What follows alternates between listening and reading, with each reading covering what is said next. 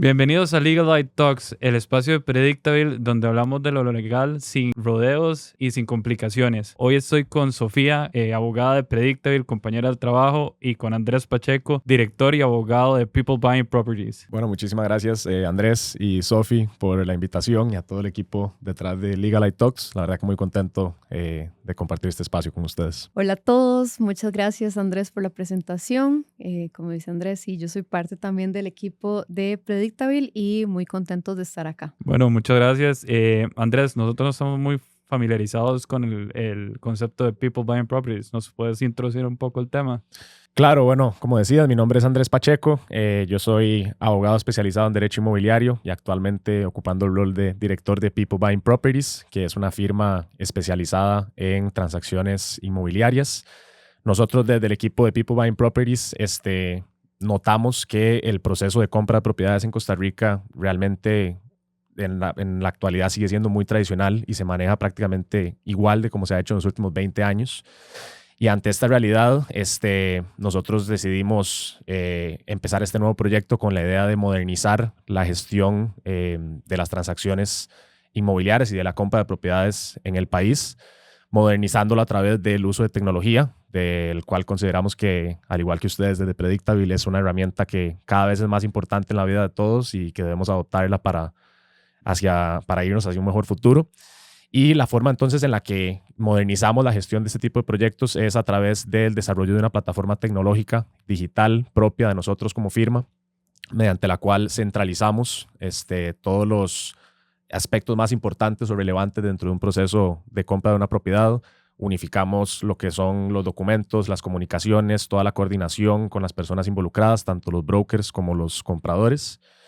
Y de esta forma, pues aseguramos una muchísima mayor visibilidad y trazabilidad a lo largo del proyecto. Les estamos mandando constantemente actualizaciones y notificaciones a las partes que forman parte de este proceso para que todos siempre estemos en la misma página y de esta forma tener una mayor visibilidad, transparencia y sobre todo mejorar la experiencia a los inversionistas que vienen a comprar una propiedad y de las cuales asesoramos en todo tipo de propiedades, tanto fincas individuales como casas construidas e incluso las que forman parte del régimen de propiedad en condominio, que entiendo que es de lo que vamos a profundizar en este episodio.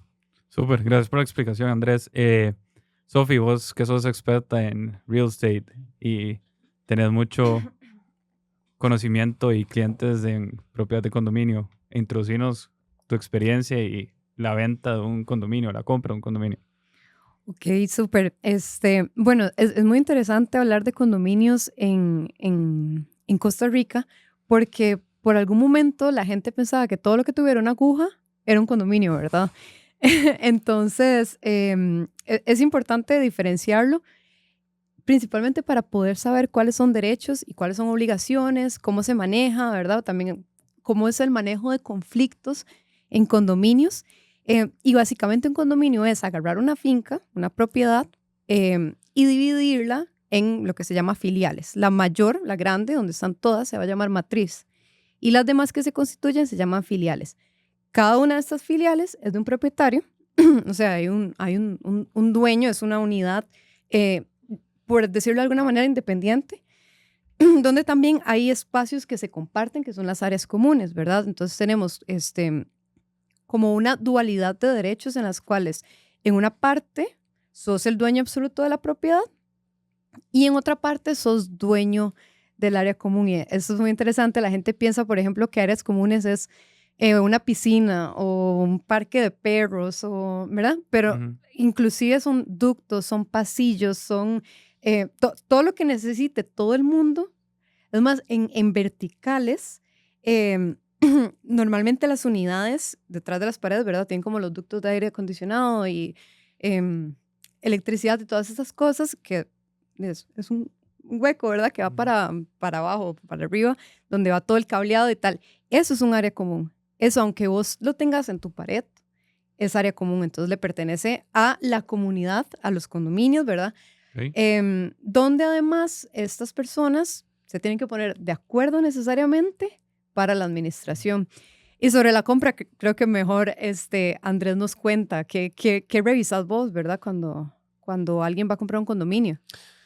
Sí, bueno, es interesante porque muchas veces las preguntas típicas que recibimos, ¿verdad? Cuando tenemos un cliente que nos dice, mira, estoy interesado en comprar esta propiedad que está dentro del régimen de condominio, a veces ellos piensan que el reglamento de condominio es tal vez un documento menor o algo meramente administrativo y que no tiene tanta importancia cuando realmente es todo lo contrario. Más bien es un documento vinculante y obligatorio, te diría, de revisar muy en detalle antes de ejecutar la compra, porque en Costa Rica la ley reguladora de la propiedad en condominio pues establece, ¿verdad?, que las reglas que se acuerden dentro de ese reglamento realmente van más allá incluso de temas legales, sino que son temas de convivencia. Okay. Que como decía Sofi... Perdón por meterte, sí. atravesarte, pero quisiera tocar un tema que ahora los dos mencionaron, que quisiera que me explicaran un poco los dos, que es, antes de llegar al reglamento, hay que establecer el negocio y como abogados tenemos que saber qué vamos a comprar, qué es la estructura que quiere el cliente, si tiene todo el cash flow para pagar la propiedad, y muchas veces no. Entonces, ¿cómo hay una compraventa en caso de que sea a plazo? ¿Cómo funciona eso? Si nos pueden explicar un poco para que la gente sepa más de ese tema. Ok, ese también es un tema muy interesante y de nuevo me voy a ir como a la historia de cuando, no sé, hace tal vez 10 años veíamos desarrollos que tenían una súper entrada y la gente empezaba a invertir y daba plata y decía, bueno, este va a ser el condominio de la zona, ¿verdad? Pero lo que tenía era una entrada y era muy bonita, pero atrás no había nada y de pronto se desaparecían los desarrolladores. Entonces, con la entrada en vigencia de las regulaciones sobre ventas a plazo, ¿qué es ventas a plazo? Es que no está construido lo que vas a comprar. Es el que normalmente la gente llama preventa, que normalmente vos conseguís un condominio más barato en preventa que construido, obvio, porque casi que estás apostando de alguna manera. Sí. Pero, a ver, con esta reglamentación que existe, en realidad no están a la libre. Hay como bastante seguridad para el consumidor, a tal punto que el MAKE está involucrado en esto. Tienen que aprobar el contrato de preventa. Hay mecanismos de garantía para que la persona pueda dar el dinero tranquilo. Entonces, yo creo que si vas a comprar un condominio en preventa, uno se emociona, por supuesto, y más cuando llega en preventa y les dan un superprecio y dice, bueno, pero es que, no sé, en unos meses, ya cuando empecemos el movimiento de tierras, te va a costar $500,000 más. Está exagerado. Puede ser, digamos, pueden aumentarlo. Sí, pasa. Un día de estos, sí, escuché que el cliente me decía, es que tengo que firmar esta semana porque en una semana sube $1,000,000. Increíble. Y yo, ok, wow. Llámenlo estrategia de negocio o realidad, no sé. Pero obviamente estás en este momento de preventa, la emoción y todo, y decís, no, le voy a dar, eso se va a dar precioso, ¿verdad? Lo voy a comprar, es la inversión del siglo. Como dicen los gringos, slow down, ¿verdad? Hold your horses. Vaya, revise que en el MAKE esté este contrato inscrito, que haya garantías, que no estés dándole la plata a alguien que después puede decir, o sea, me desaparecí, usé esta plata para la inversión, no salió la inversión, me desaparecí. Entonces, ¿cuáles son las protecciones que tiene el comprador? Que vos mencionabas que tiene el MAKE, tiene que aprobar el contrato. Ajá, el MAKE tiene que aprobar el contrato y además hay otros requisitos que tienen que cumplir ante el MAKE directamente el desarrollador, ¿verdad? Por ejemplo, que tienen que abrir un fideicomiso, y creo que eso podemos hablar más a fondo en otro, claro. Exacto, en otro episodio, porque es una figura compleja, pero básicamente hay un tercero que tiene la plata. Y ese tercero está obligado a tenerla como patrimonio independiente y a devolverla cuando la tiene que devolver, ¿verdad? Y además se piden, por ejemplo, garantías bancarias a los desarrolladores y entre otros aspectos que no necesariamente tocan con condominios, pero vale la pena mencionarlos encima. Revisen los contratos, garantías siempre. Ok, ¿y qué obligaciones, digamos, asume el desarrollador? O sea, ¿qué tiene que darte el desarrollador a un comprador? Vos asesorando al comprador. Bueno, ahí justamente diría que te fijes que la venta a plazo, ¿verdad? Estamos solo hablando de venta a plazo, sí. ¿Verdad? Ok.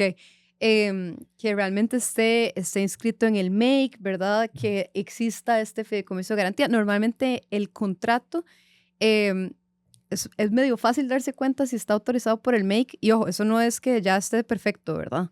Igual hay que leerlo. Pero en el contrato tiene que decir el número de autorización del MAKE. Entonces, al menos así sabes ya que está autorizado. Hay una página disponible en el MAKE donde puedes buscar el desarrollo y ahí te va a salir si está realmente autorizado o no. Y obviamente mantener trazabilidad, guardar todos los pagos de todos los desembolsos que hagas. Eso en todo negocio es una buena práctica. Genial. Andrés, si vos estabas tocando el tema del reglamento del condominio, ya habiendo estructurado el negocio, digamos que vamos por venta a plazo, ok, ¿cuáles son las limitaciones que tenés o que tiene tu cliente al comprar en condominio? Sí, bueno, esas limitaciones tienes que revisarlas definitivamente antes de ejecutar la compra, porque nos hemos topado con muchos casos en donde, ¿verdad?, el objetivo de la inversión del cliente pues es distinto. Hay veces que vos querés comprar un condominio porque querés usarlo como tu residencia principal, tenés una familia y o quieres vivir ahí. O en otras ocasiones que tenés un cliente más bien que por lo que busca hacer la compra es para utilizar la propiedad como un vehículo de inversión. Entonces, pues es muy importante revisar el reglamento antes de oficializar el traspaso para realmente ver qué limitaciones te establece el reglamento conforme al uso que vos le quieres dar a tu propiedad. Entonces, por ejemplo, está el caso típico de Airbnb, que tal vez es algo un poco más moderno de los últimos 10 años para acá, que antes tal vez no era relevante porque no existía ni siquiera la figura, que hay condominios en los que se permite el alquiler, digamos, de apartamentos a través de Airbnb o de casas a través de Airbnb y otros en los que no te lo permiten. Incluso hay unos que te regulan también el número de estadías que puedes alquilar tu casa o tu apartamento. Como número es decir, de noches. Número de noches, exacto. Entonces, que te dicen, mira, sí se permite el arrendamiento de las propiedades, pero tiene que ser una ocupación mínima de 3 noches o 4 noches. Y eso es tal vez un poco para evitar, ¿verdad?, la hotelización del condominio, ¿verdad? Y que no haya tanto flujo de personas entrando y saliendo constantemente y así mantener de alguna forma la armonía y la tranquilidad del condominio.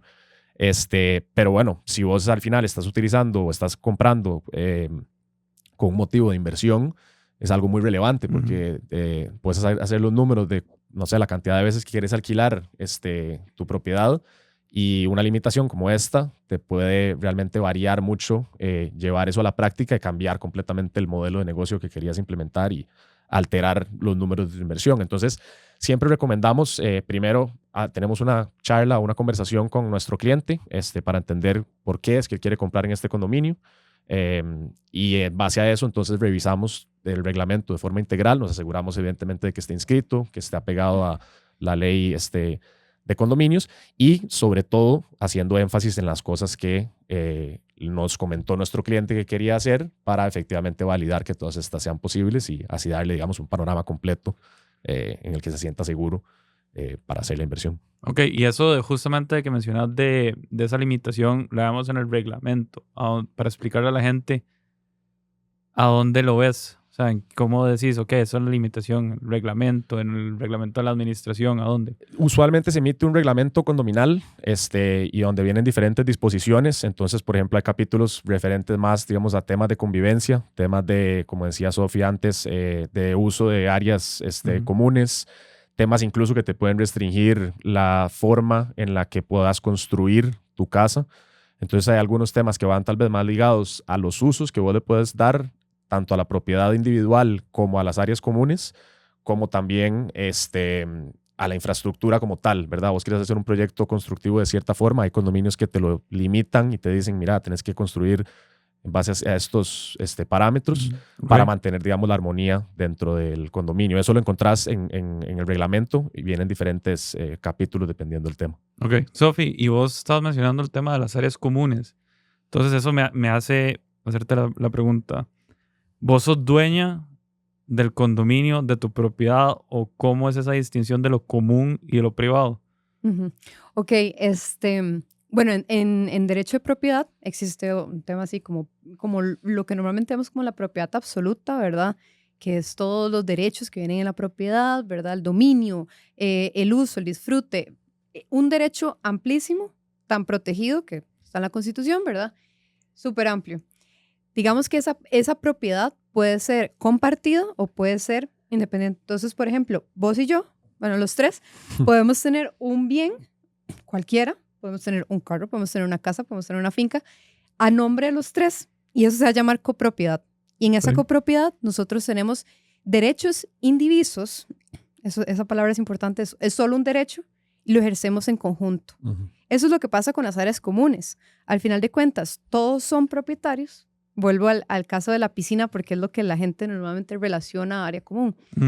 Entonces, la piscina, cada una de las filiales, de los dueños de las filiales, son dueños de esa piscina, todos en conjunto. Mientras que tu unidad, tu filial, tu apartamento, la parte que es privada, eso es tuyo.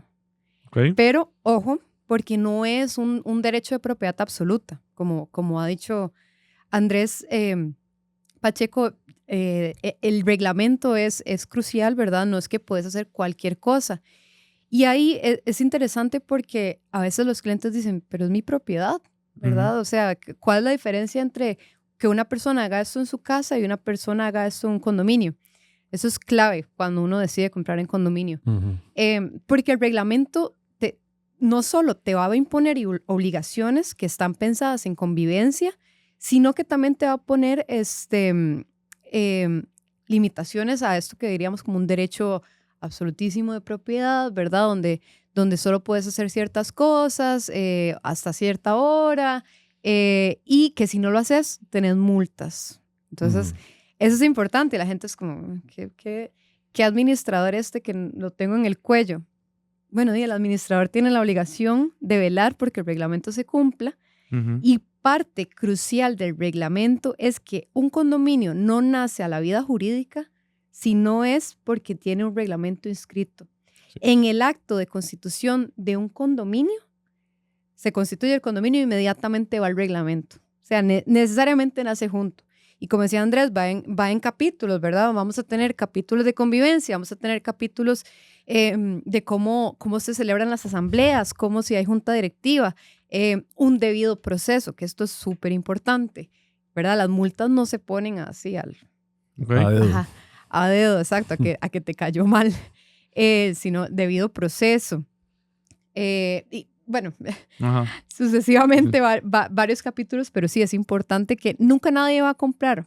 Bueno, perdón, después podemos hablar un poco de eso. Por favor. Pero un condominio, para que sea un condominio, está constituido y tiene un reglamento.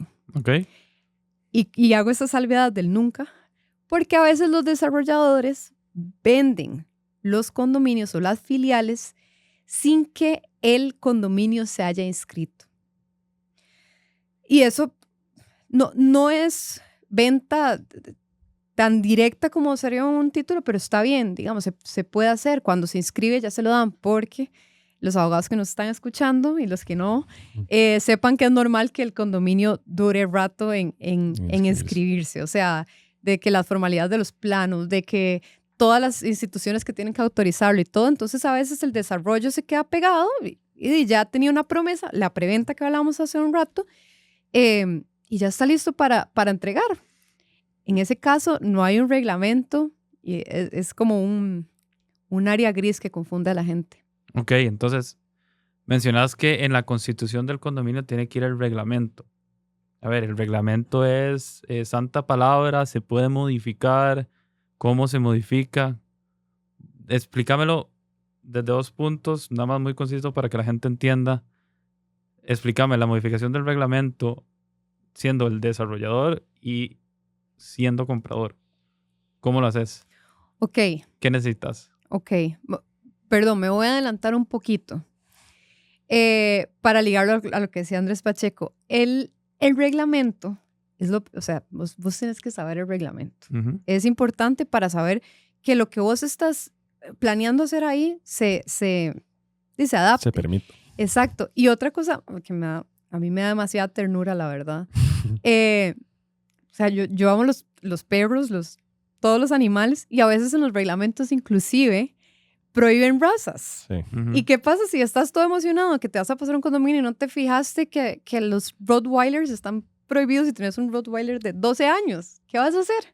¿Verdad? Sí, claro. Entonces, sí, el reglamento sí es santa palabra. O sea, tenés que seguirlo.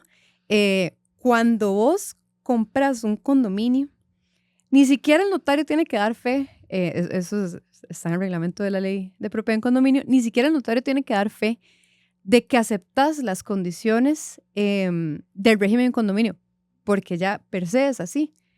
Entonces ya no hay nada, no puedes decir, ay, no, es que yo no lo firmé, es que yo no lo leí. No hay nada que hacer. Okay. Y ahora, yendo a tu pregunta, digamos que sí, que leo el reglamento y todo bien, sí se permite mi Rottweiler de 12 años. ¿Qué pasa? ¿Se puede cambiar después? ¿Verdad? ¿Qué me asegura a mí que no se vaya a cambiar después? Y sí, los reglamentos condominales se pueden cambiar, pero acá es muy importante que se sigan las formalidades que mencionaba, bueno, que me dijiste que te dijera. Y esas formalidades son, bueno, en primer lugar tiene que ser en una asamblea de condóminos. Es importante recordar que en los condominios la máxima autoridad no es el administrador, ¿verdad? Es la asamblea de condóminos. Okay. Y entonces ellos reunidos, que además se tiene que convocar según dice el reglamento, cuando están reunidos pueden modificar. Ahora, ¿cómo se puede modificar? ¿Qué mayoría se necesitan para modificar? Depende. Nuestra palabra favorita. Si vas a modificar cláusulas del reglamento ya inscrito, necesitas 2/3 del condominio. Aquí viene otra regla interesante, que la gente dice, bueno, somos, puede decir, 6 condóminos. Y entonces hay 2 que tienen un penthouse y los demás, los otros 4, tienen unidades normales, las de abajo. Y resulta que los 2 del penthouse votan a favor y ganan, ¿verdad? Y uno dice, pero eso no es 2/3. Resulta que en condominios uno no mide la votación, ¿verdad? No es un voto por persona, sino que es un voto por valor porcentual de cada unidad. Y el valor porcentual, en realidad lo que representa es cuánto de las áreas comunes te representa, ¿verdad? O sea, porque tenemos, de nuevo, la piscina, qué pedacito de esa piscina le corresponde a cada uno, pero ese valor porcentual se calcula dependiendo de tu metraje, de la privativa, ¿verdad? Entonces, por ejemplo, si vos tenés un penthouse de 500 metros cuadrados, enorme, me exageré. Sí, un poco. Sí, muy buen penthouse. Y hay otra unidad de 50 metros cuadrados, obviamente esos votos no son iguales. Sí, claro. Ok, ahora que mencionas penthouse, me gustaría que hablemos un poco, y Andrés, aquí me gustaría que des tu aporte. Existen 2 tipos de condominio, que son el horizontal y el vertical. ¿Cuáles son las diferencias? Sí, yo creo que las diferencias principalmente es la forma en la que está compuesto el condominio, ¿verdad? En un condominio horizontal está compuesto por lotes o casas independientes que se ubican usualmente una al lado de la otra y todas más o menos en un mismo nivel, o incluso pueden haber terrazas. Pero, ¿verdad? Básicamente la diferencia es que un condominio horizontal, cada unidad tiene su acceso propio directo por estar en un nivel igual. Y en un condominio vertical más bien te referís a un edificio o torre de apartamentos, ¿verdad? Donde todo el mundo accesa por el mismo lugar, ya sea un sótano de parqueos o un lobby donde entras caminando.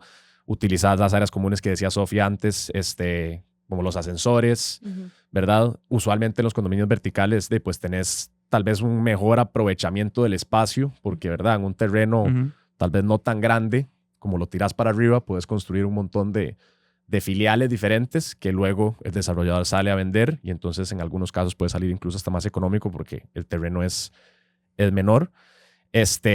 Pero eso, digamos, básicamente es, ¿verdad? La diferencia de cómo están compuestos. Luego ya las responsabilidades básicas son similares en ambos regímenes, ¿verdad? Todos los propietarios deben contribuir a los gastos del condominio por igual, a las áreas comunes, ya sea que estén en propiedad horizontal o estén en propiedad vertical. Y evidentemente seguir las reglas que se establecen en el reglamento, tanto para las asambleas, para las modificaciones, para las obligaciones que tiene cada uno de los propietarios. Entonces, bueno, vas a tener algunas diferencias de mantenimiento. En un condominio horizontal, pues probablemente el mantenimiento sea de jardines, ¿verdad? O de las piscinas, etcétera. Y tal vez en un condominio vertical vaya más por mantener los ductos de aires acondicionados que utiliza todo el edificio, o los ascensores. Entonces es un poco diferente en la práctica porque obviamente estamos hablando de 2 elementos constructivos distintos, pero al final la legislación no es diferente para los verticales ni para los horizontales en términos generales. Súper. Genial. Ok, queda claro. Sofi, vos me gustaría que le agregaras a Andrés, no sé, pros y contras prácticos de cada uno, conciso, para que la gente entienda rápido qué es un pro práctico comprar horizontal, qué es un pro práctico comprar vertical. Ok, pros de los dos. Voy a empezar con el horizontal. En el horizontal obviamente vas a tener mayor privacidad, ¿verdad? Que si un edificio está, ¿verdad? Todos en la misma... Unos arriba de otros. Exacto. Entonces obviamente vas a tener mayor privacidad. Y...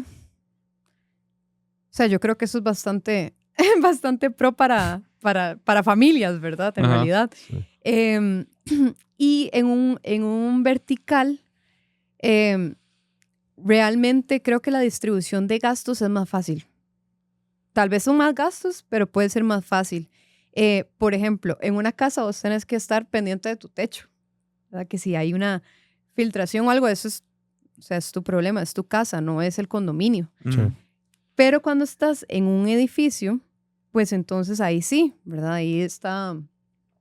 Ahí se tendría que arreglar el techo, porque es el techo del edificio, es un área común. Y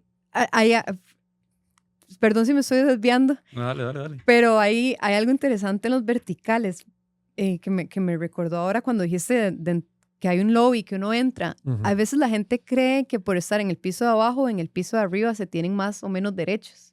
Bueno, normalmente creen que son más. Es muy específico en la ley que no, que tienen exactamente los mismos derechos los de arriba y los de abajo.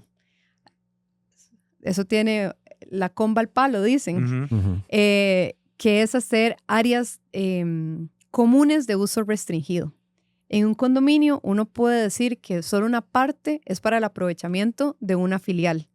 Y eso obviamente conviene en los verticales. En los horizontales, bueno, podría haber un jardín, pero me imagino en un vertical que tenga una terraza, ¿verdad? Que entonces ahí lo hace. El famoso balcón. El famoso Exacto. balcón, lo hace atractivo. Y eso puede ser un pro de los verticales. Ok.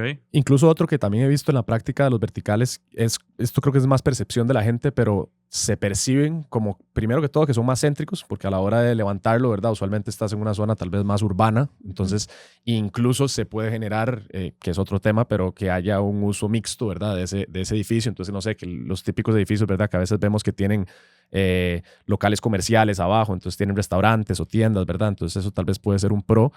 Y lo que decía la percepción es que usualmente en el condominio vertical se percibe como tal vez un poco más seguro, en el sentido de que tenés un mismo lobby, un mismo punto de acceso, como más control de la entrada de todas las personas. Igualmente los condominios verticales usualmente tienen su entrada, ¿verdad? Ya sea peatonal o por carro, en donde se revisa, ¿verdad? Quiénes son los que están ingresando, pero tal vez hay un mayor control o un control más, como el espacio es más pequeño, tenés más vigilancia en temas de seguridad, lo cual usualmente con clientes extranjeros hemos tenido la experiencia de que prefieren ese tipo de condominio, sobre todo cuando están viviendo en un país que no es el suyo. Entonces, o no están. O no ¿verdad? están, exacto, van a estar aquí también. solo un cierto tiempo, pues se quedan más tranquilos dejando el apartamento. Ok, para ir cerrando, me gustaría que den un par de consejos rápidos y concisos de lo que es comprar una propiedad en condominio, para que...